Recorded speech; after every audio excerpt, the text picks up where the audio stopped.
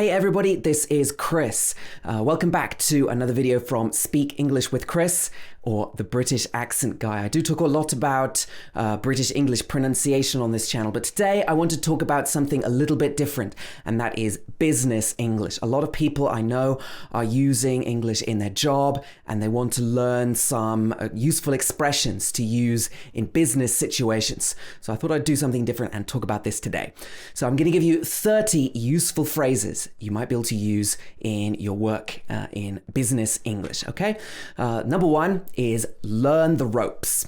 So learn the ropes means that you're starting something new and you need to learn what to do. You need to learn all about it. So it's called learn the ropes because it's about learning to sail a ship originally. So you need to learn about the ropes. But now it just means learning something new that you need to find out about. For example, we have a training manual to help you learn the ropes. Number two is to get you up to speed. To get somebody up to speed means to give them all the information they need, all the useful information they need to do something quickly. This is get you up to speed. Notice how get and you connect together. Get you, and up to connects to up to, up to. Are you up to speed on the new project? Okay, so up to speed means do you know all the things that you need to know about it? Are you in the know? Number three is keep in the loop. So this is a little bit similar. This means that somebody will tell you what is happening. They will update you. They will give you the latest information. Maybe your manager or a supervisor would need to be kept in the loop, which means you need to tell them what's happening. Make sure you keep me in the loop if anything happens. This means make sure you tell me. Okay, keep me in the loop. Number four is touch base. So this is, I think, a baseball idiom, but it's used a lot in business English to mean to have a brief conversation, a brief chat, to share some information about how something is going. This is touch base. It means maybe have a quick meeting to tell them what's going on. Let's meet up on Friday and touch base. But actually, this has become a little bit of a cliche now, so a lot of people would try to avoid this phrase, but you might hear it a lot, and it's still used a lot in business English. Okay, number five is red tape. Red tape refers to the rules and regulations that you need to follow to do something, to get something done. It can also be called bureaucracy, a very long word. It means there's a lot of rules. The project is being complicated by a lot of red tape. This means there are a lot of rules, a lot of things that are restricting you. Number six, by the book. By the book means that you do something exactly according to the rules, exactly what you are supposed to do. If you do something by the book, it means exactly following the rules. To avoid any mistakes, we're going to do this by the book. You'll find that a lot of idioms in business English are actually related to sports and ball games, for example, baseball or basketball or so on. So the first one is drop the ball. So what does drop the ball mean? It means that you make a mistake, you mess up, you screw up, you didn't do your job properly, and you did something wrong. You dropped the ball, just like in baseball where you can't drop the ball, otherwise you would lose that ball. You really dropped the ball when you didn't make that deal. You really dropped the ball. It means you made a bad error. Number eight, back to the drawing board. So the drawing board literally means a board, let's say a blackboard or a whiteboard, where you write down things about your business, your plan, and you plan out what you're going to do. So this means that you are starting at the beginning. So back to the drawing board means to start again at the very beginning, or have to redo something, replan something. The plan was rejected, so we went back to the drawing board. Okay, this is back to the drawing board. Number 9 is a brainstorm. I don't know if you've heard this word before. So brain is obviously what's inside your head, what you're using to think about things. A storm is like stormy weather where you have a lot of thunder and lightning. But a brainstorm means everybody gets together and they think of new ideas. So it's like there's a storm happening in your brain. It means thinking of a lot of new ideas. Let's brainstorm some names for our new project. This means let's think of some ideas for some names. Number 10, a ballpark figure. Ballpark figure means a rough figure, an approximate figure. It might not be exactly accurate. It's like a guess or an estimate. So you might not know the exact figure yet. So you come up with a ballpark figure. In this sentence, it says, I don't know the exact cost. That price is a ballpark figure. It means it's an estimate. It's a guess. 2 more now relating to thinking or thinking of ideas. The first one is think outside the box. This means to do something a little bit differently. That somebody else might not have thought of. If you're thinking outside the box, you're doing something very creative. Blue sky thinking. Again, this is a bit of a cliche. This can be maybe one that you don't want to use too often because it's been almost used too much. But blue sky thinking is a way of talking about coming up with a new imaginative idea, a completely new idea. That's why we call it a blue sky, because it's empty and it's something new coming into that sky. Let's do some blue sky thinking and create something new. Number 13, hit the nail on the head. So you might be able to guess what this one means from the meaning.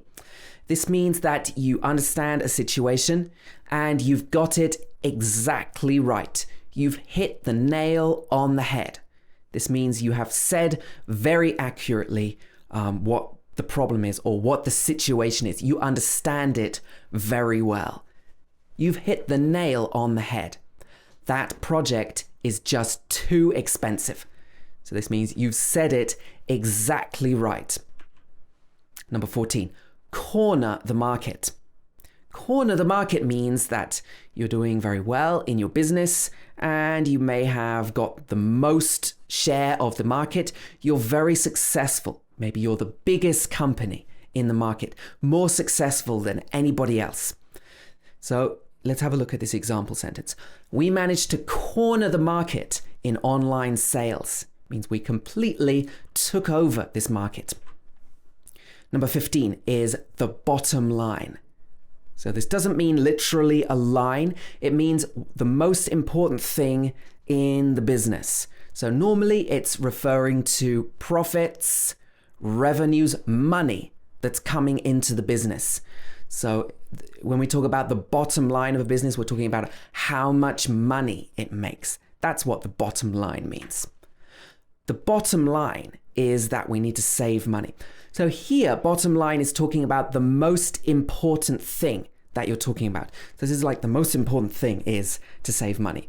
This is another related use of bottom line. Next, we have in the black and in the red. So in the black means that the situation for your company is good. You have money coming in. You have money. If you are in the red, it means that your company is in trouble. You don't have money coming in. Maybe you have a lot of debt and you are losing money. So that's the meaning of in the red. So, for example, we need to make a profit or we'll soon be in the red. It means we'll soon be losing money. So you need to be in the black. Number 18, belt tightening. So this means that literally you need to tighten the belt. The belt is the thing that you have around your waist, right? This means that you get stricter and you spend less money, save money, and don't spend on things that you don't need. This is called tightening the belt or belt tightening. In this economic situation, we need to do some belt tightening. It means save money, spend less. Number 19, writing on the wall. If the writing is on the wall, that means that you can already see the end. You can already see a bad situation is about to happen, or you can see what is going to happen.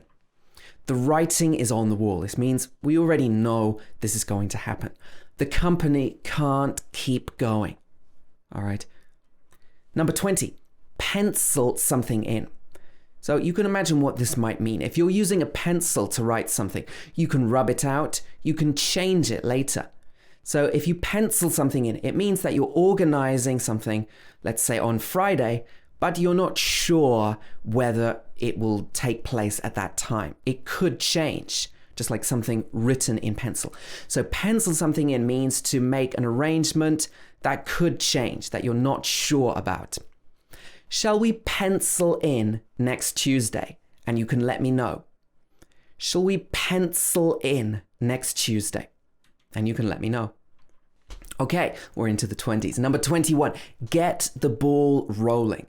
This means to start a discussion, to start talking about something. So maybe other people will produce some ideas. To get the ball rolling, I'll explain what we're looking for. This means to start. Just to get this started, I will explain. Number 22, the ball is in your court.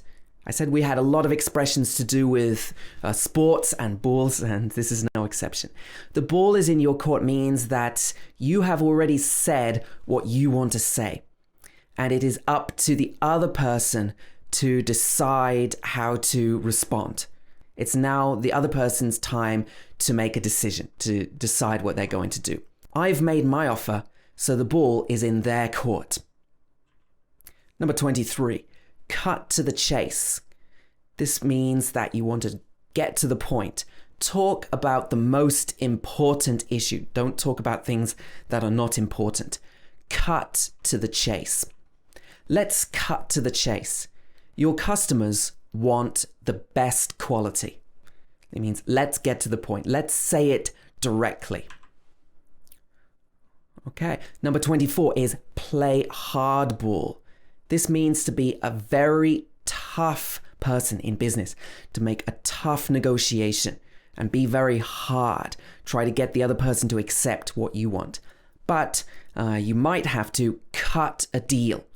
So this means reach a deal, negotiate a deal that works for you. Maybe you suggest something that you think might work. Is there some way we can cut a deal that works for both of us? This means come to a deal. Cut a deal. Number 26, get your foot in the door. This one is used when you're looking for work. You might be looking for a job, but you don't find an ideal job for you or a job that you think is really good, but the job is in the right area. It's in the right industry. So it's a start. So we say that if you take this job, you are getting your foot in the door. This means you are already on the way, you are already getting started, and you have a start. I'm doing an internship so I can get my foot in the door. Okay, do you understand what this means? If it's not quite clear or you have any other questions, you can always leave me a comment below. I'll try to explain things further. I'm trying to explain these in the best way that I can. Number 27, climb the corporate ladder. So when you're working in a company, you might work there for a long time and you will get a promotion. You will get promoted to a higher position. And this means that if you're staying in the same company, you are climbing the corporate ladder. You continue to get jobs that are higher, positions that are higher, and more money. So this is called climbing the corporate ladder because you're going higher and higher in your job. This promotion will help me climb the corporate ladder. Okay, number 28, glass ceiling. So if you find that you can't get any higher in your job, you don't know how you can get promoted or what possibilities there are for you in the job, you find that you're being stopped from getting promotions, we can say that you are hitting a glass ceiling. This means you can't go any higher.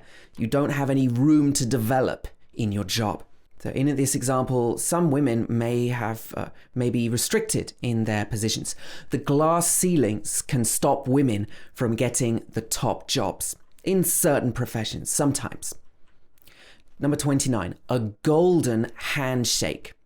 So what does this mean? Handshake means you're shaking somebody's hand, right? So why is it golden? Because this is talking about money. So if the company wants you to leave, they think you're maybe getting a little bit inefficient in your job and they think it's time for you to retire, but you don't really want to go. They might give you a golden handshake. This means they give you some money, they give you a good package, so you will leave your job and maybe retire, or you will move on to something else. So they give you money and then you leave your job. It's like a redundancy package, a golden handshake. The CEO got a golden handshake during the restructure. Restructure means the company is changing. The positions in the company or the organization is changing. Last one now. Down to business. I should probably mention that business, this word, is often pronounced wrong. This is not buzziness or busyness. There's no I in the middle, even though the letter is in the word. It should be business. B-I-Z-N-I-S. Business. Down to business means you start doing the job. You start doing whatever it is you're trying to do. Enough talk. We need to get down to business. It means we need to do some real work. Get down to business. Okay, so these are 30 different business English phrases that you might hear in any job or company that's speaking English. I really hope these help you and they enable you to communicate better with your colleagues. And if you like this video, please do click the like button and subscribe to my channel as well, so you don't miss any of my updates.